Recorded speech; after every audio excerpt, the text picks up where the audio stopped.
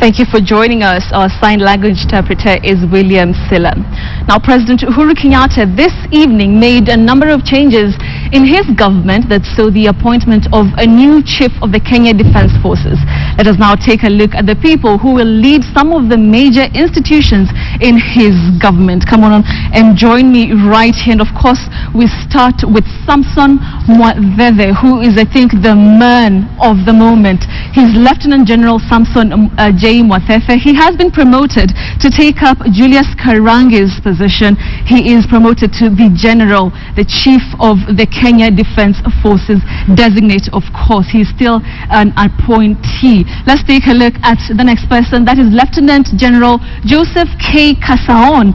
Now, he's going to deputize him as the Vice Chief of Defence Forces designate. Of course, he's going to be the Vice, of course, of Samson Mwaveve, who is now the appointed Chief of the Kenya Defence Forces.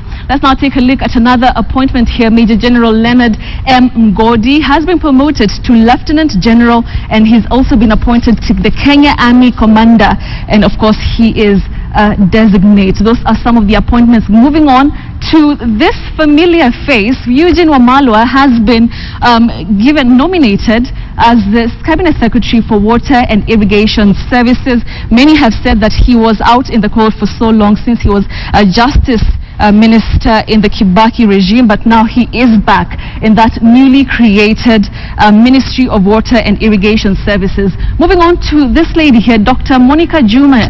He is the nominee, is Secretary to the Cabinet, a position that was previously held by Francis Kimemia, who has been suspended following his appearance on the EACC graft list. Let's now take a look at another appointment here. Retired Major General Gordon Kihalangwa. He is the nominee of he's a nominee as the Principal Secretary of the Interior Ministry, the position that was previously held by Dr. Monica Juma. Let's continue on. Also a familiar face, Nzioka Waita. He has been appointed as the Secretary of Delivery in the Office of the President. He has been serving as the Director of Corporate Affairs of the Safaricom Limited. He has worked there as a legal officer of the company for close to 12 years. Those are, of course, the major appointments and nominations that President Uhuru Kenyatta made this evening. And of course, the names of the three nominees will be forwarded to Parliament for vetting. We'll be keeping an eye on this particular developing story. Now, of course, that story, of course, leads us to a big question tonight, and we're asking you, do you support the nomination of Eugene Wamalwa as Cabinet Secretary for Water? Do you support the nomination of Eugene Wamalwa as the Secretary for Water? That's a newly created docket there, and we're asking if you support this move by President Uhuru Kenyatta. The number is 22155, but you can also tweet me, #Friday Briefing, or at Betty Kialo, and we'll be taking a look at your opinions and your feedback. Let's move on to yet another interesting development. Well, he is arguably one of the most powerful men in Kenya, a servant to his country with over 40 years military service. General Julius Karangi draws the curtains in his service as Kenya's Chief of the Defence Forces. His Karangi's journey to the apex of Kenya's military structure. 63-year-old Julius Waweru Karangi, until today, was the highest ranking military officer in the Kenya Defence Forces, the President's military advisor, and since the beginning of the war with the Al-Shabaab, the central figure in engagements with the terror organization. It's a 42-year stint for the career soldier whose allegiance to the military started in the Kenya Air Force in 1973.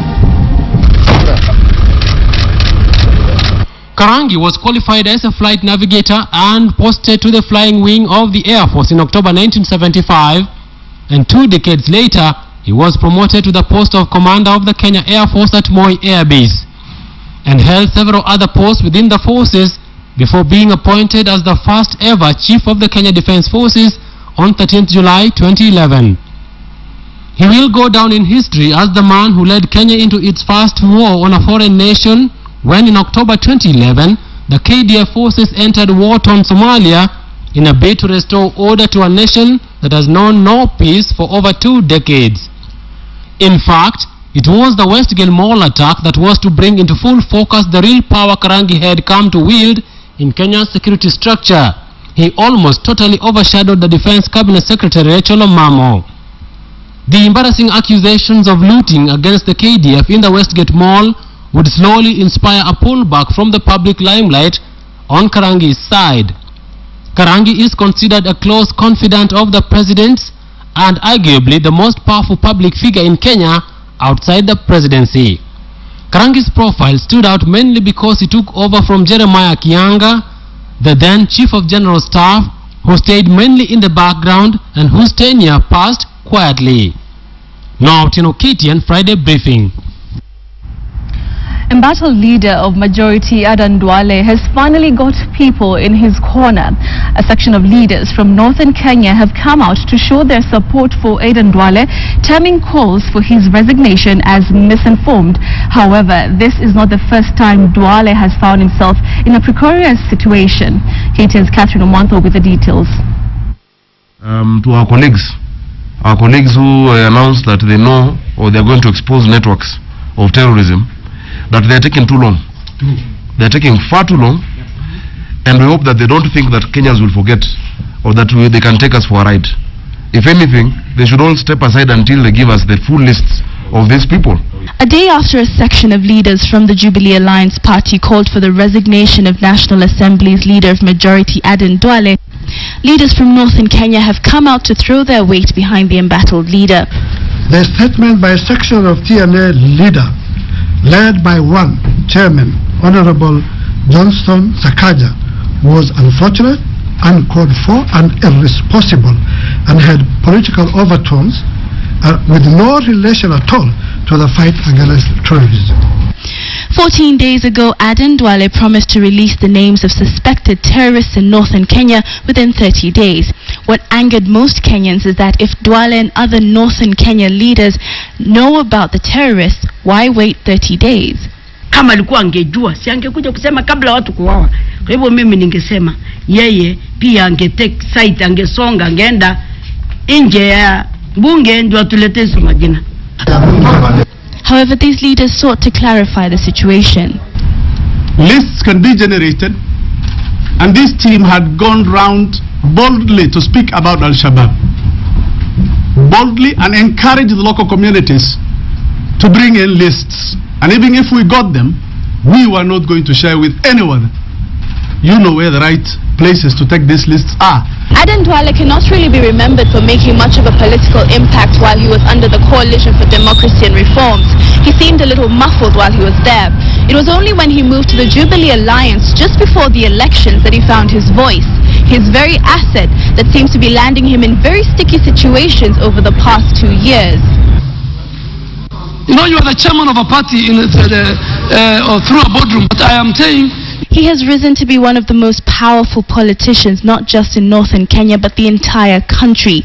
As the leader of majority in the National Assembly, Duale is considered to be the voice of the executive, or if you like, President Uhuru Kenyatta himself. It goes to show, because when the president blamed the opposition for the attack in Mpeketoni that left at least 48 people dead, he took the president's words to Parliament. the Speaker, if you lose an election, it is not must that you must lead. You must lead. Mr. Speaker, you must wait for 2017. You can't massacre our people. You cannot massacre our people. You want to ascend to leadership through the blood of our people. And when the Pesa Mashinani campaign became a thorn in the government's side, hii pesa si ya mama yako bwana. Hii pesa si ya baba yako. But even with his direct message to Al-Shabaab during an interview on BBC Radio, it would seem that Duale has put himself in a precarious situation that only his fellow leaders from northern Kenya are willing to come to his rescue. If anybody were to resign today, it is not Duale.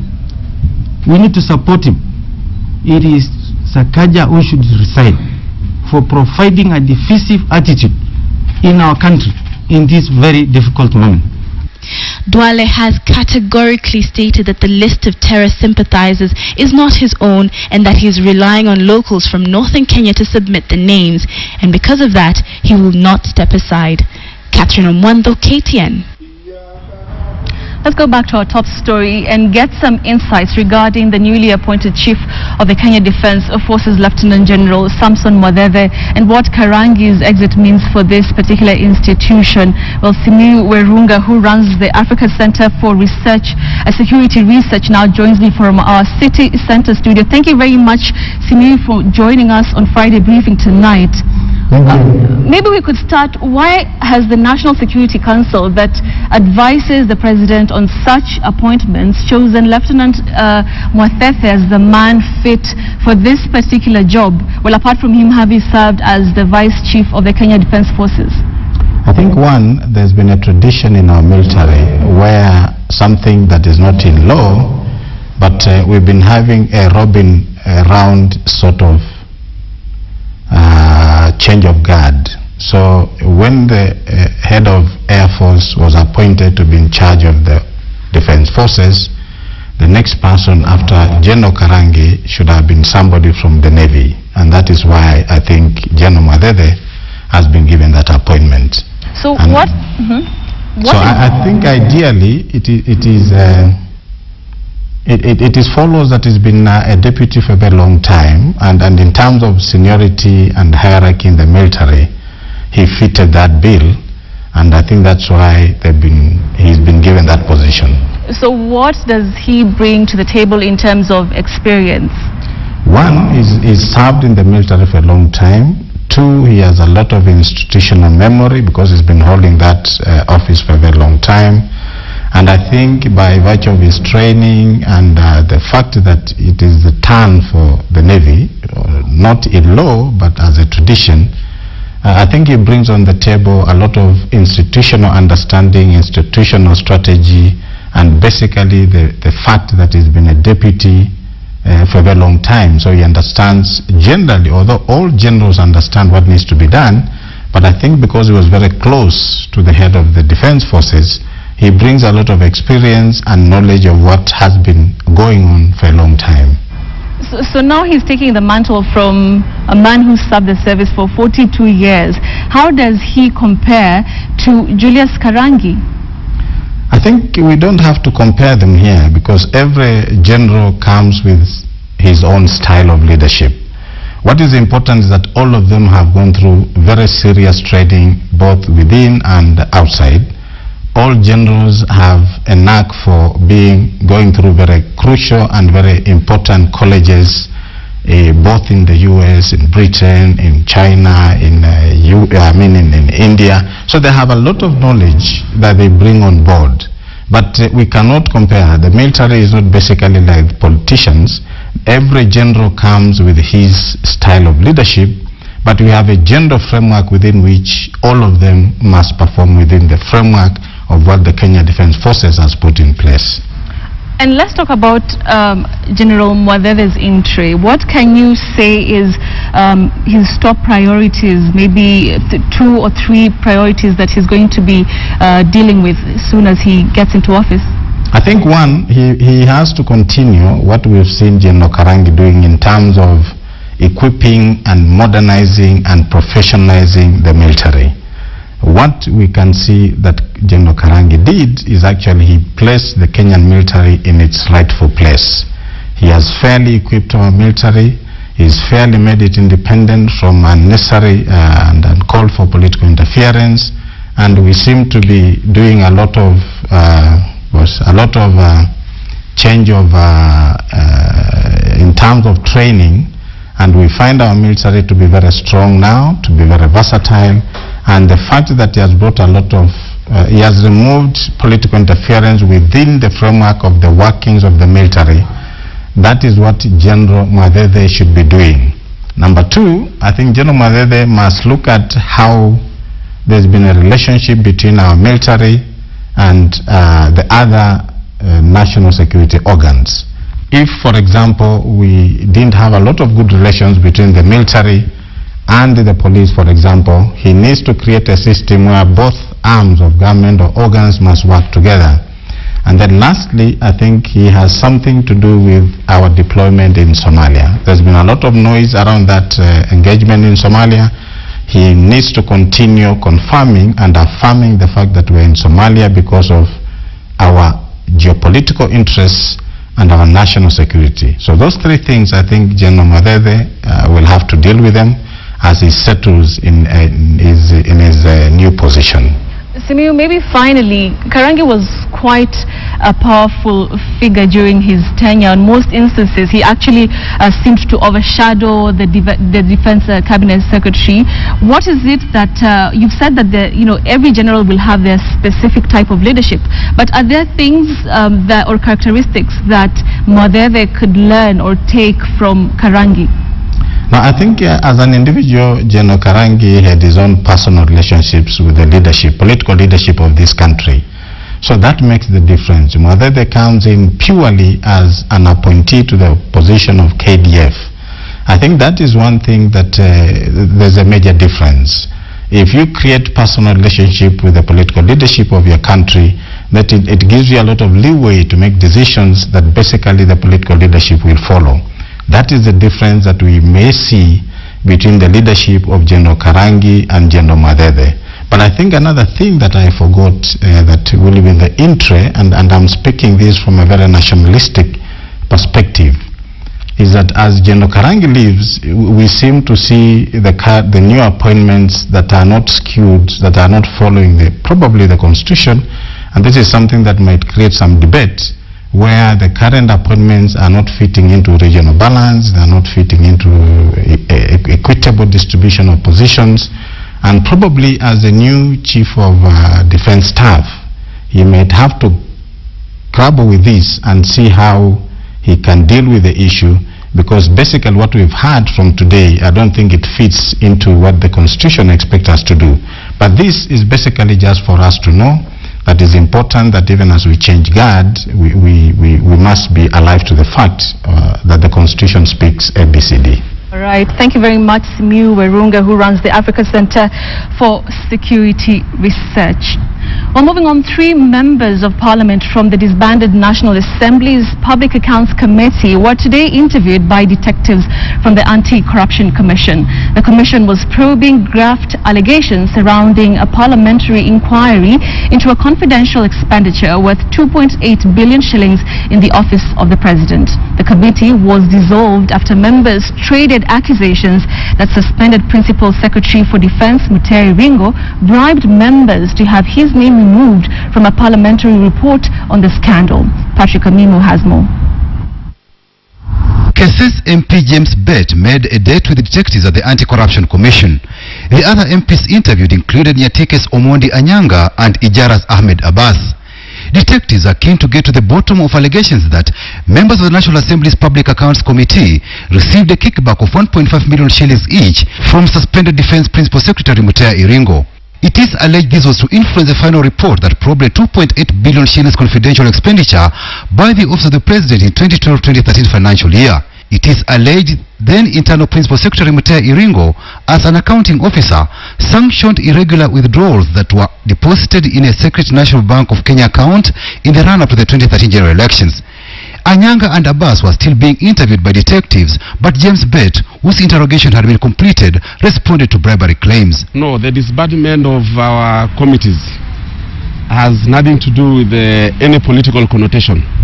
It has everything to do with maybe the performance of the committee and the findings of the Powers and Privilege Committee.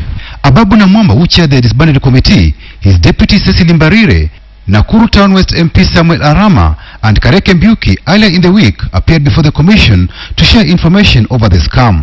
They are going to call all the other members that they want to call, and so we wait for them to come back to us after they are done with the investigations. I believe, unlike the parliamentary process that we have been exposed to through the Powers and Privileges Committee, EACC has the capacity, has the experience, has the professional competence to conduct forensic interrogation of evidence, whether that evidence is audio recordings, like I have shared an audio recording before, whether that recording is phone records or any written matter. Suspended Principal Secretary for Transport Nduva Muli made a second appearance at the Anti-Corruption Commission. Nduva was first grilled by detectives last Friday. He is accused of irregularly disposing of Kenya Railways properties in Nairobi and other towns in the country, in addition to influencing procurement process while serving as managing director for the Kenya Railways Corporation. And even as the probe on 175 individuals on the list of shame continues, suspended Secretary to the Cabinet, Francis Kimemia, became a first casualty when President Uhuru Kenyatta made a mini shuffle to his cabinet. You know, this is a country where there's a lot of creative propaganda and creative rumors. Kuna pia jealousies. Mbona hii mtu iko hii serikali na ile ingine na ile ingine na ile ingine. Lakini iko shida gani kama unafanyia wananchi kazi? Na sisi tumekuwa na nyinyi katika hii safari. Na mtaendelea kutuona katika hii nchi. Asanteni. No, I'm not bitter. What for?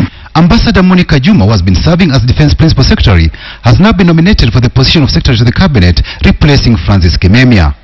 Patrick Amimo, KTN.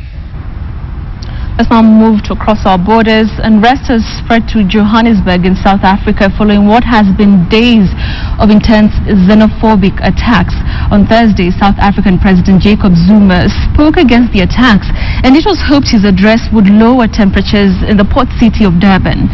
As KTN's Edith Kimani now reports, however, countries are in a scramble to get their citizens out of South Africa.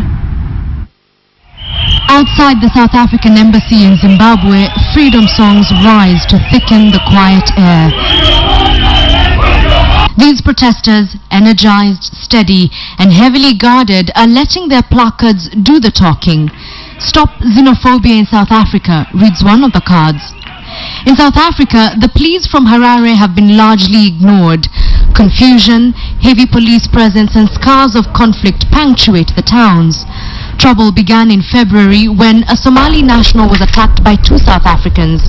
What may have passed as an isolated incident has since escalated into a fresh wave of attacks against foreign nationals working in South Africa.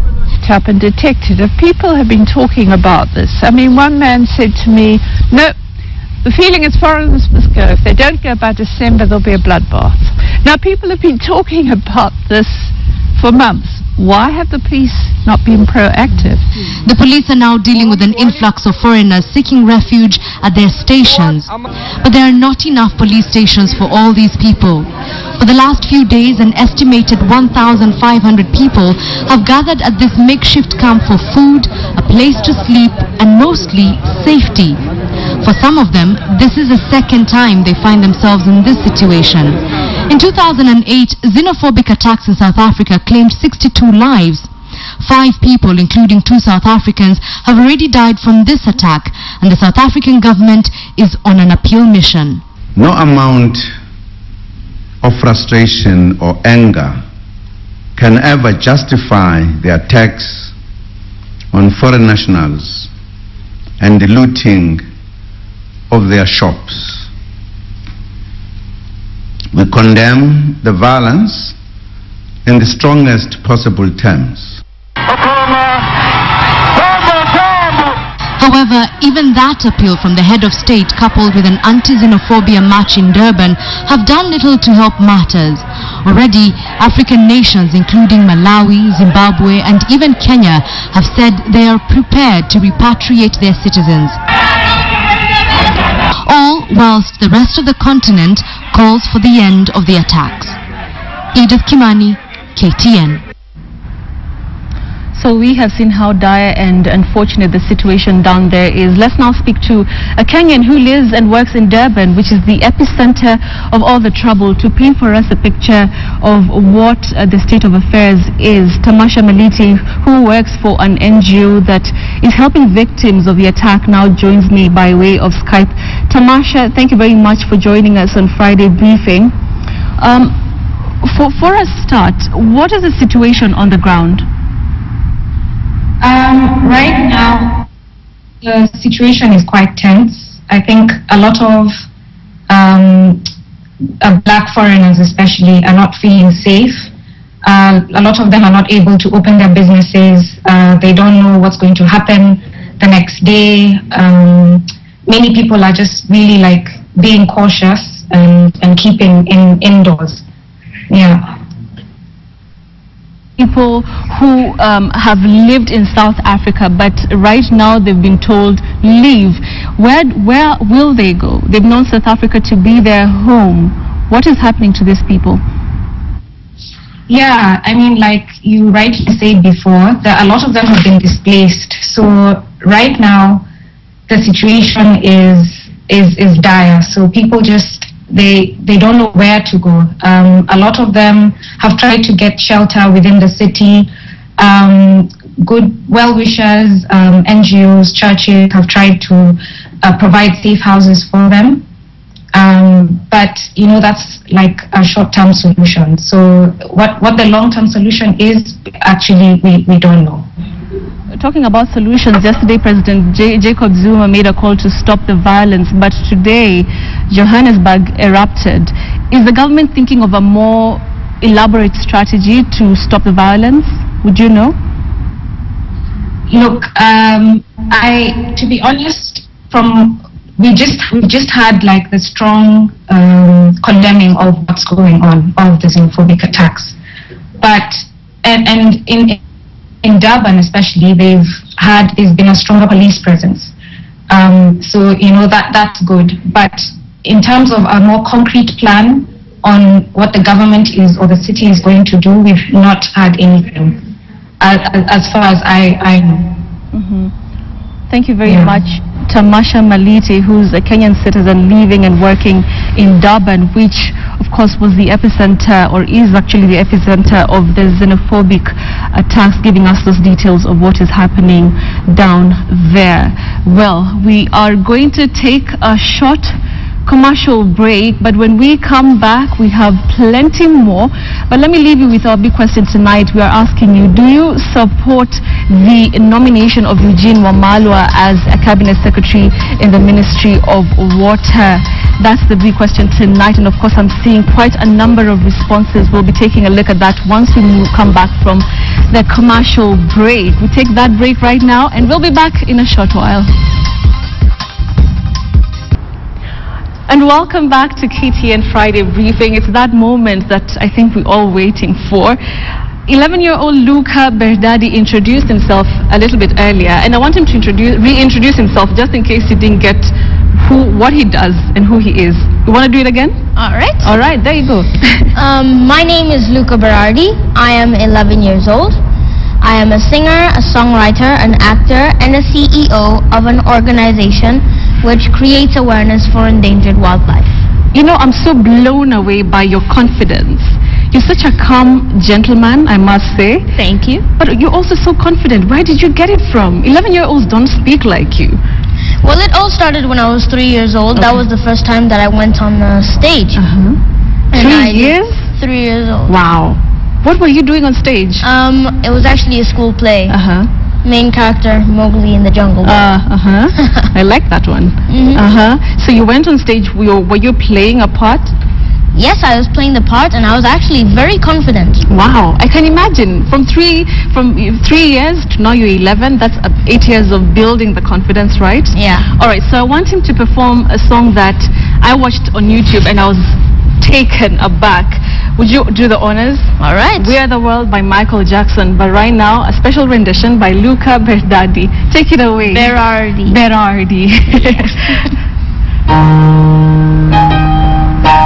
There comes a time when we hear the certain call, when the world must come together as one. There are people dying. Oh, it's time to lend a hand to life, the greatest gift of all. We can't go on pretending day by day that someone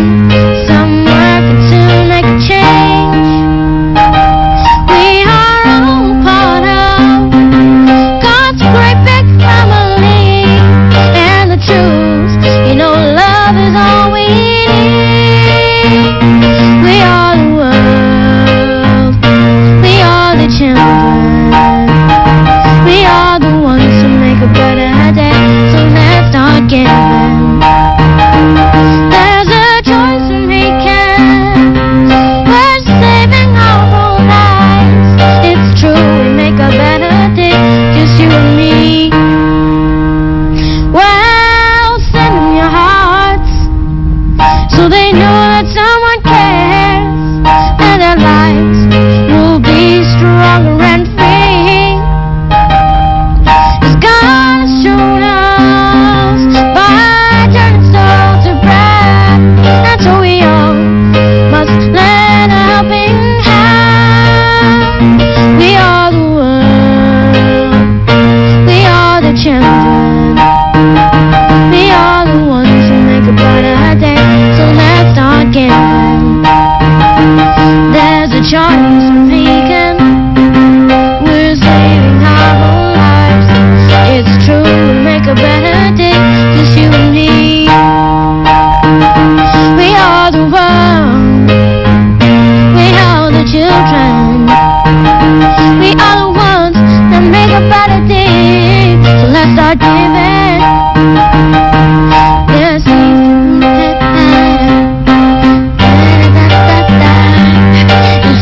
make a better day, just you and me. Wow. Like I have tears because you are so truly talented and so gifted. Thank you. I'm blown away and I'm just inspired by you. 11 years old and you're able to do that. How long did it take you for you to practice this song? Well, I started playing the piano when I was 6 years old. Wow. But I've known this song for only a couple of months. Really? Yes. Do you like Michael Jackson? Very much. I know He's you my can. inspirer. Really? Yes. Could you bust a move for us? I know you can do it. I've seen your videos, Charles. Okay. I can do the wave or the moonwalk. Just any, whatever you want. Oh, you've got to teach me one of those moves. But have a seat. So I want to know, who is your inspiration? Is it someone you watched on TV and you're like, wow, I want to be like that musician? Or did it come from within? Is it your parents who asked you, I think you can do this, I think you can sing? Where did it come from? Because it just can't appear or occur like that. Well, there are two main people who are inspiring me. One of them is Michael Jackson. He inspired me to sing. I was at a very young age when I got the news that he died. And also the other person who inspires me are my parents for all the support that they've given me and nurturing my talent. All right, so let's talk about your music. This is just a rendition, but you have your own music, your own songs. Let's talk about them. I have two songs. One of them, which I released, I think it's around 2 or 4 years old now. And it's called A Better Place. It's about telling people to make the world a better place, even though we're sometimes discouraged by war and natural disasters. Exactly. And then the other song, which I released at the UN headquarters in New York, is called Money Can.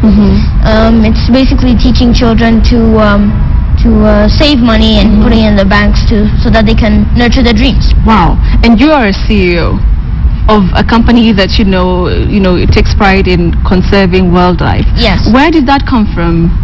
Well, I've always loved animals ever since I was a little boy.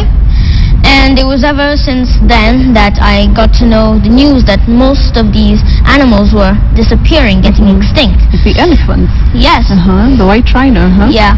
So after looking at some books and going through some books and going to the internet, I thought of what could a little boy like me and others more like me do to save these animals. So I came up with a name called YARH, which stands for Young Animal Rescue Heroes. Wow. Young Animal Rescue Heroes targets to the youth so that we can teach them about environmental conservation and wildlife, and we create awareness. Wow. So let me ask, are you like a normal kid? Do you play? Do you like go outside and just hang out with the other kids in the estate? Of course. Of course? Yes. What do you like? What sport do you like playing? Can we talk as we walk to the news desk, because you realize you're a guest anchor? Okay. Well, my favorite sport is golf. Really? Yes, I find it very relaxing. Are you 11 years old or are you like 30, 40 something? Will you be able to hop on here? I think you're like 45. Wow, I think you're a very, very soulful guy who's trapped in an 11-year-old person's body. But I'm super proud of you. Thank you. you. We'll talk more about what you've been able to do in a short while. But for now, I want you to do what I was doing earlier. Do you think it's cool? Is it cooler than music? Nope. No? All right, so there you go. So this is a backup. All right. See? But then, you see that camera there? Camera 2? Maybe the camera 2 can just nod a bit, we see, yeah? Alright, so, there we go. So, I want you to introduce that story, introduce yourself first, and then take it away. Just enjoy it, alright? Alright. There you go, let's take it away. Hello, this is Luca Berardi on Friday Briefing. This year's National Drama Festival State Concert saw students portray various themes, mainly on issues currently bedeviling the country. The event was held in Nakuru today, 9 days after the main competition. One of the participants in a play titled Chasing the Wind by Lions Primary School was adopted by the Deputy President following his sterling performance. Beauty of color and sound from the young Kenyans held sway in this room. Do you? Papa was asked, who is the governor of Nakuru? Imagine he said, it is Otieno Kajwang. The teacher got mad and told him, very good, Papa. Utabaki mjinga hadi serikali ituongeze mshahara. As variety of performances such as narratives, modern and cultural dances, plays and stand-up comedies graced the stage. Thika School for the Blind addressed the land-grabbing subject matter. No word was spoken here, but they told the story of land grabbing in Kenya just by the use of gestures and music. The students expressed their cry. Their school was grabbed by a private developer. Why are you late? This stand-up comedy that touched on standards of education, noting that teachers' strike makes it even worse, triggered a round of applause. Teacher, there was a road sign. What about the road sign? The road sign was written, school ahead, slow down. So I decided to come to school slowly. Family relationships and even communication was one of the overriding themes here. This little girl from St. Kizito ECD captured the current lifestyle where father's love is stolen by the mobile phone. Mimi na hiki kisimu, ni nani wa muhimu? Deputy President William Ruto, who was the guest of honor, vowed to take arts and film to a higher level, noting that the sector would help in enhancing national values as well as creating job opportunities. The government is constructing the Kenya Film School at a cost of Kenya shillings 400 million. He also adopted Class 6 Caleb Mwangi, who in a play wouldn't be swayed to quit chasing his dreams. Kimemia, KTN Friday Briefing. Asante sana. Asante sana, Rachel Menza there. First of all, you did a brilliant job. Like you aced it, just like that. Actually, let me read a tweet here. Peter Gasheru says, Betty Kialo, that's how you get fired and your guest anchor takes over. So you did so well. I would give you a 10 out of 10. It just came over me. It's like you've been watching news for forever. Do you like watch news a lot? Yeah. But you did so well. Do you think this is something you'd want to do in the future? Because I think my managing editor, Joa Girl, will employ you without a doubt. Well, my main profession that I would like to do when I grow up is an actor and a film director. Brilliant. So I think we're kind of close. Yeah, you're close. Or you could be doing part-time. So you come here, read the news at 9 o'clock, and then during the day you're there shooting the best films in the world, right? Yeah. I like that. All right, so what do we go next? So we're going to have a short commercial break, but don't go anywhere because this is Friday Briefing, and up next is going to be business. All right.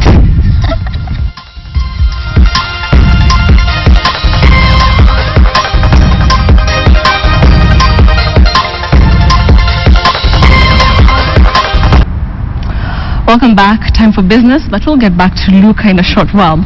Well, Kenya Power Company is rolling out an aggressive campaign aimed at seeing its recovered debts totaling to well over 3.9 billion shillings. The utility company plans to launch smart meters across the country aimed at boosting the fund's revenues. Abiagina with the details. Electricity distributor Kenya Power is taking on a new strategy that will see it install intelligent meters at industrial companies in a bid to tighten its surveillance over increased cases of meter tampering.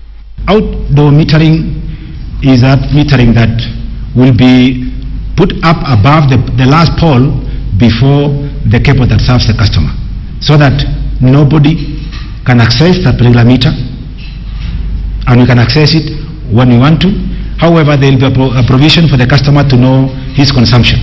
The actual reading coverage stands at 66%, which means that we estimate 34%. The utility firm steered clear of how much it is looking to spend in the project. Kenya Power will also be bringing in 500 contracted students from universities in an attempt to grow the number of meter readers under its pool. Sooner than later, in the next 3 months, we should not be talking about estimated meter reading without any baseline. And even as the firm seeks to grow its business, the worrying debt levels could curtail its growth plans. The firm has a deficit of 3.9 billion shillings in its books of accounts, which continue to darken its prospects. We then set to collect this money in the next 2 months. The company has had a rough time trying to wipe out illegal power connections which have been rampant in slum areas. In its annual targets, the firm collected 10.8 billion shillings as of March this year compared to 10.2 billion shillings. With a customer base of only 3.2 million customers, the utility firm has not even covered a third of the country, raising questions over its effectiveness as the sole licensed power distributor. On average, the firm connects about 4,000 new clients to the grid.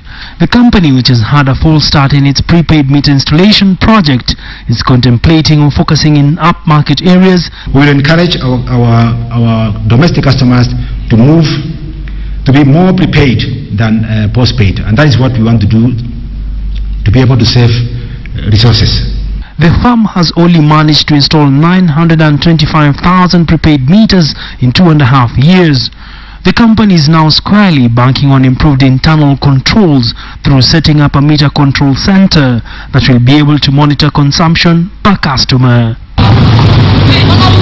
It is not clear how this will be funded and the timelines thereof, but for now, consumers can only but expect improved meter billing moving forward. Abiagina, KTN Business.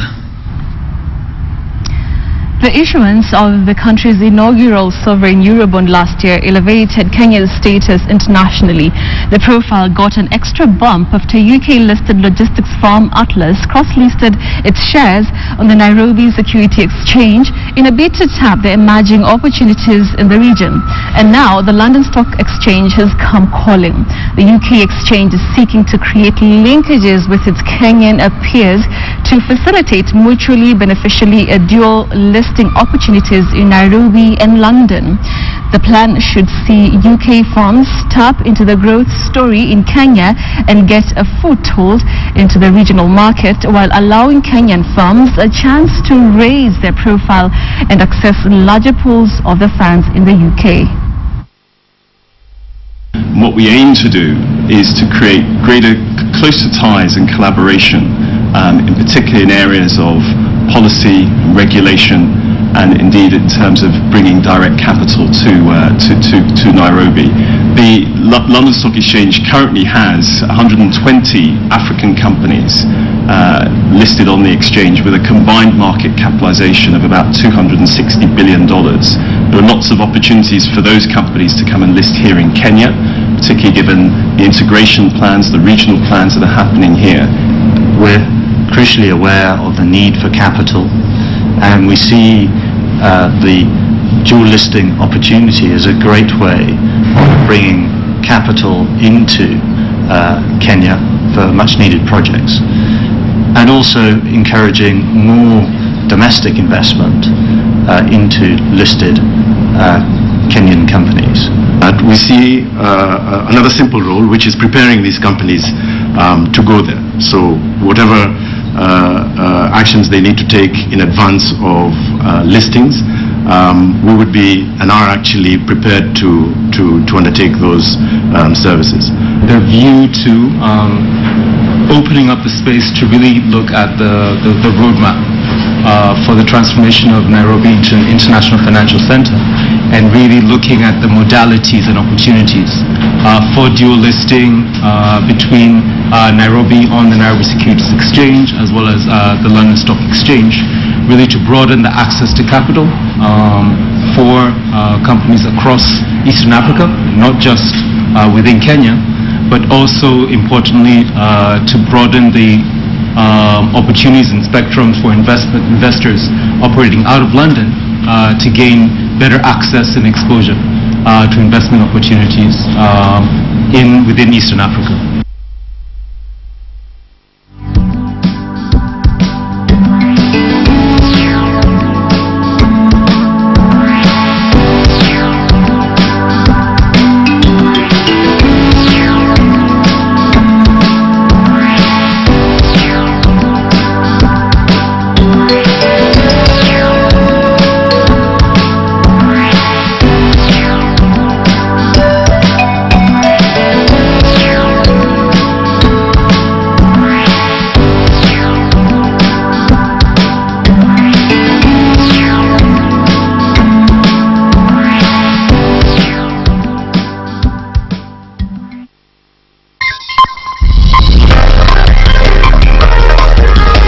KTN Business News in association with NIC Bank.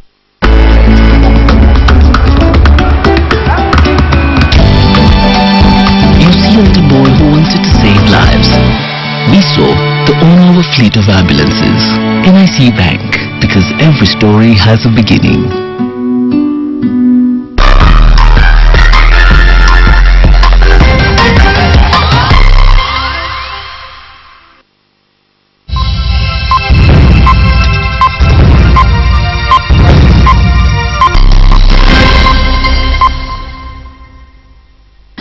Well, the next segment, of course, has seen us learn some difficult pronunciations. So it's time to sit back, relax, and get educated by none other than Willis, the word master, also known as Willis Ucheng, coming to us from Kisumu County.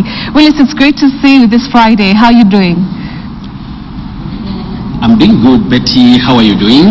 I'm great, Willis. Well, let's get straight to our word on the street. Let's take a listen. Xenophobia. Xenophobia. Xenophobia. Xenophobia. Nephobia. Ephobia. Xenophobia. Xenophobia. Xenophobia. Xenophobia. Xenophobia. Xenophobia. Xenophobia. Right, Willis, you've heard our word on the street. It's a word that we've been talking about lately in the news, some tragic and unfortunate incidences taking place in South Africa. How do we pronounce that word, Willis? In the first place, Betty, that's a very terrible incident, and my prayers to those who are victims of the same. Anyhow, the word is pronounced as xenophobia. Xenophobia. That letter X takes the voiced sound Z, like a Z. Xenophobia, just like xylem or xylophone. So, xenophobia. Okay, got it. Xenophobia and xylophone. I was actually getting to that because it's like the same kind of word structure. Thank you for that, Willis. All right, let's get straight to our second word. It's an act of, talking about one's thoughts aloud, like a monologue. Is it soliloquy? How do we pronounce that word? Oh, you're talking of the literary term? Yes, yes. Okay, we say soliloquy. Soliloquy. In grammar, it's in literature. Soliloquy. Not soliloquy, not soliloquy, soliloquy. Wow. Soliloquy. Got it, Willis. Moving on to our third word. Do we say crescent or crescent? You know, when we're talking about the moon, is it crescent or crescent? We say crescent, crescent. Zn or sunt, both are allowed. Crescent, but not cree. So Willis, you're saying we do not say, even at the far end, it's not cent, it's sunt. There is no problem. We have what we call elision, Betty, when we're talking about matters of phonology or phonetics. Yes. There is no problem when you say crescent, but we say crescent. Crescent. We are talking about RP and its approximations in this case. Okay, Willis, got it. All right, moving on to a medical condition. Now this word, I heard it in the newsroom just the other day. Is it mastitis or mastitis? Oh, we say mastitis, titis, not titis, mastitis. Just like hepatitis, not hepatitis. Hepatitis, mastitis. All right, got it, Willis. Moving on to another word here. Do we say retrogressive or retrogressive? We always have this many words that have the RE at the onset. Re or re? I know, they're very confusing. Yes. Anyway, you say re, not re. Retrogressive, retrogressive, just like retroactive, not retroactive, retrogressive, no. Retrogressive, retroactive. All right, got it, Phyllis.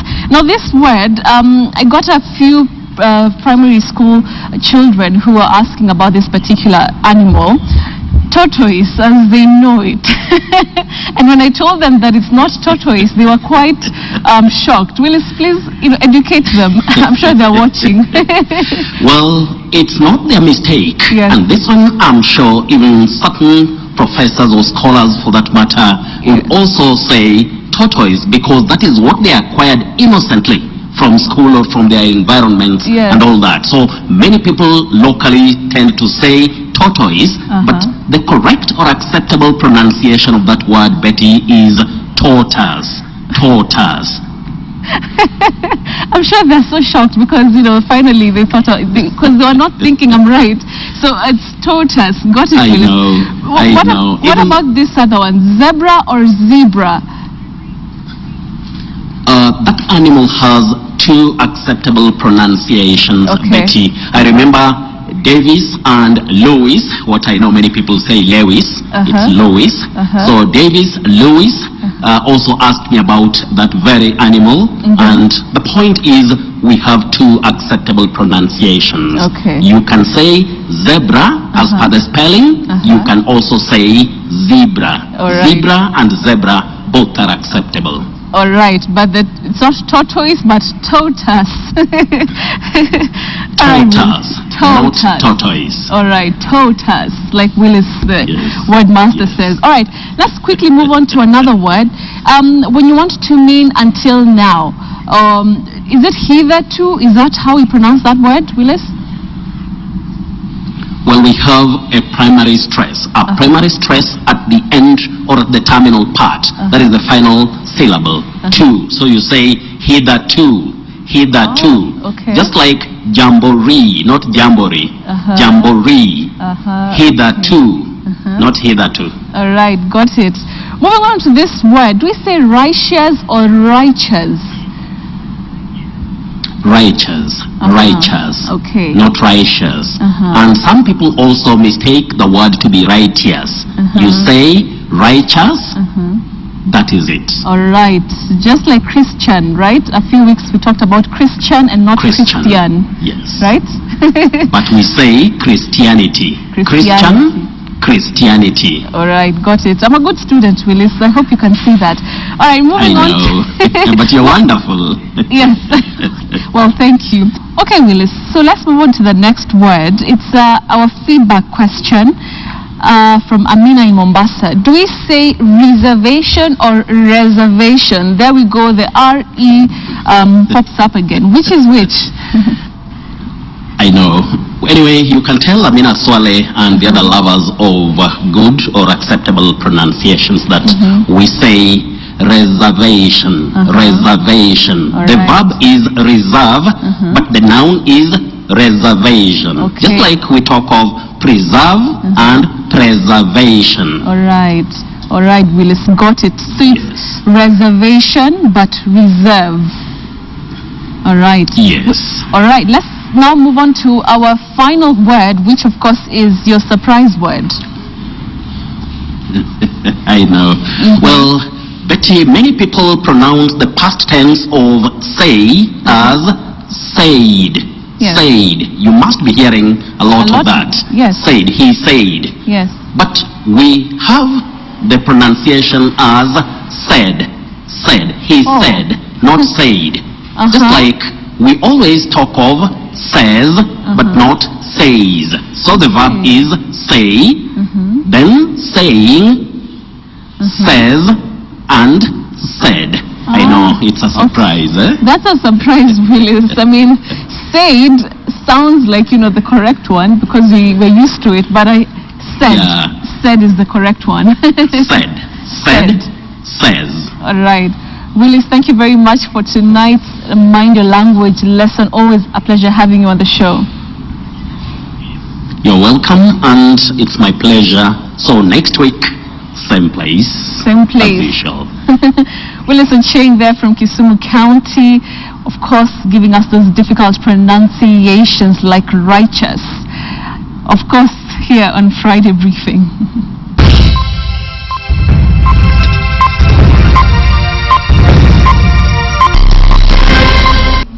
An action-packed and sporty day it has been. A very good evening and welcome to today's edition of KTN Sports.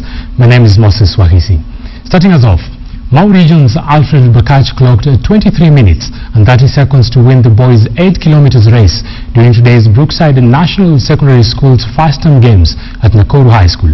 And in matters of rugby, Lazy Hill Academy halted Kakamega's high school progress with a narrow and a very important 8-3 victory to cruise into the finals of Rugby 15s.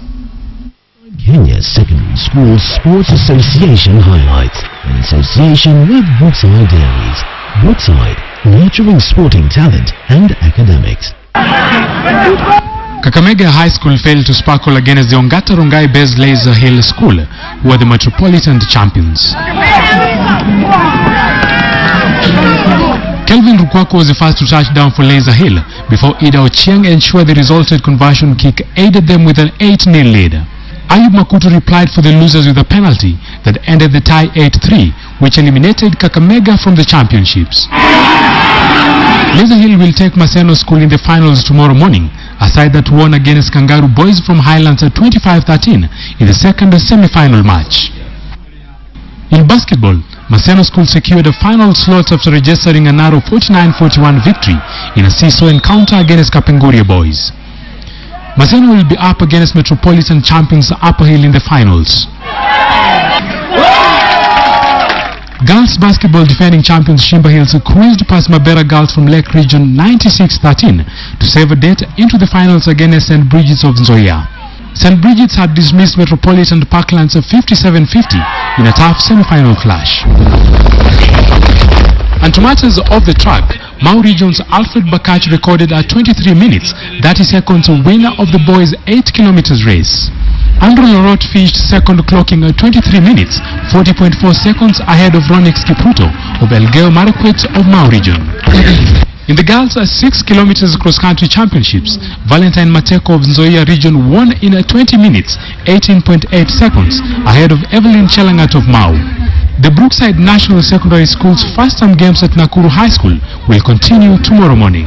Brookside and Strathmore University are offering all-rounded boys and girls a chance to win a university scholarship. Play in either Brookside Kenya Secondary School Tournament Games or Brookside East Africa Secondary School Games. Get scouted, score a minimum of A- in KCSE or its equivalent, and be up for final selection. Brookside, nurturing sporting talent and academics.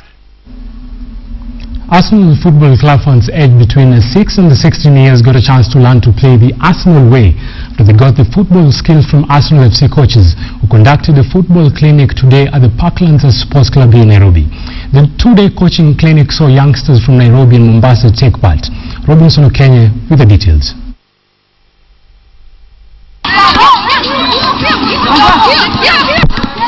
More than 100 youngsters drawn from Nairobi and Mombasa got a chance to learn how to play the Arsenal way as coaches from the Arsenal FC in England conducted a football clinic at the Parkland Sports Club.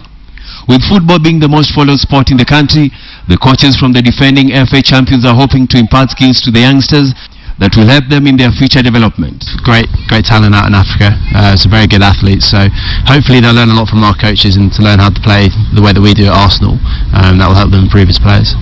You can tell that the kids work really hard and that playing football is a massive part of their lives, so which is great for us to see. The clinic, which is in its second year running, conducted 3 tournaments in various parts including Mombasa, Nairobi and Kampala, where the most talented youngsters got an opportunity to sharpen their arsenal even more. This is a big opportunity for these kids to learn from some top coaches. So we just want them to take us away as much as possible. We had over 300 children participating in the tournament, and so what you're seeing today are 50 of the best from that group of children who are selected. The tournament was organized by Imperial Bank, who are in a 3-year partnership with Arsenal FC with the aim of reaching out to Arsenal fans across the country. Robinson Okenye, KTN Sports. Shifting gears, the government has launched the local organizing committee that is mandated with ensuring that the 2017 World Youth Championships, which will be held in Nairobi in the year 2017, is successful. Athletics Kenya Vice President David Tukeyo and Jackson Etway will head up the 18-man committee that pulls together officials from different professions. Speaking during the event, Sports Cabinet Secretary Dr. Hassan Wario pledged the government's commitment in ensuring that the event becomes a success. Kenya won the hosting rights last November at the sidelines of the IAAF World Gala in Monaco.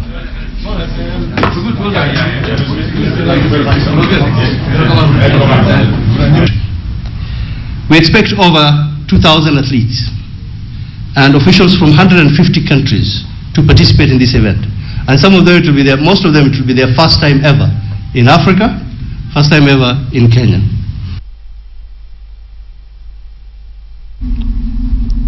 Shifting gears, as expected, anticipation is rife heading into the Saturday's Enterprise Cup final between KCB and Homeboys RFC. KCB, the Kenya Cup defending champions, are optimistic of a good outing, but against Homeboys, a side that eliminated the Pan-African Strathmore Leos, it will not be an easy ride. Rugby enthusiasts in the country have high anticipation heading into this Saturday's Enterprise Cup final between KCB and Homeboys at the RFEA grounds. For the last 8 years, KCB, the recently crowned Kenya Cup champions, have not laid claim to the Enterprise Cup.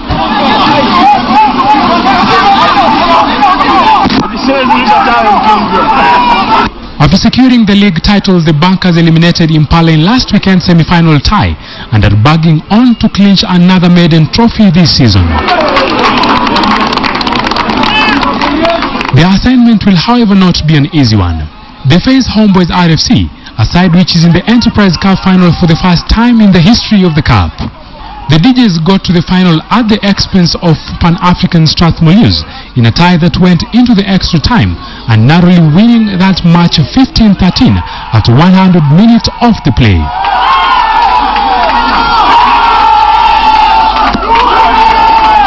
In order to achieve a victory, the DJs will need to overcome not so small matter of having never previously beaten KCB in the Kenya Cup or the Enterprise Cup action. The last time that KCB and Homeboys met was on the Kenya Cup match day 9, where KCB secured an important 41-5 victory.